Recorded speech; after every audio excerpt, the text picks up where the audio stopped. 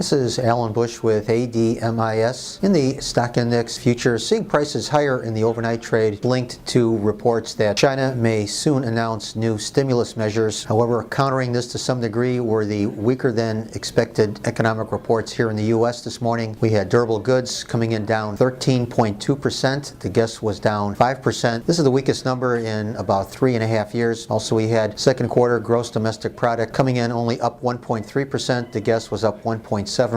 One bright spot, though, we did have jobless claims coming in a little bit less than expected. Overall, though, we still think that the trend is likely to be lower here, with ideas that the QE3 will not have the desired impact. Also, we're coming up to corporate earnings season next month. There is more and more talk that earnings will disappoint. So we are seeing a pattern over the last few days for bullish reports, when we do have them, to have a negative impact on stock index futures, or stock index futures to underperform.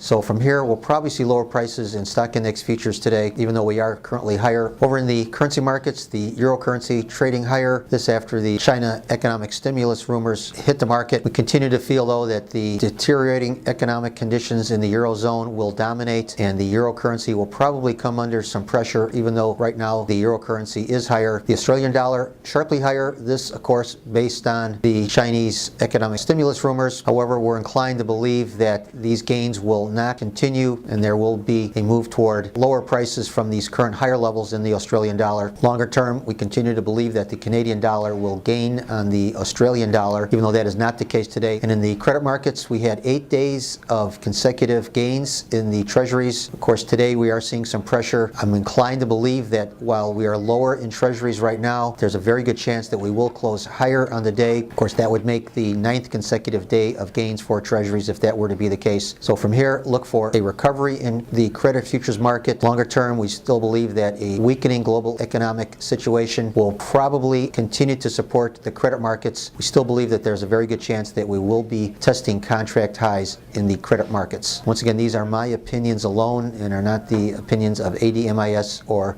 Archer Daniels Midland.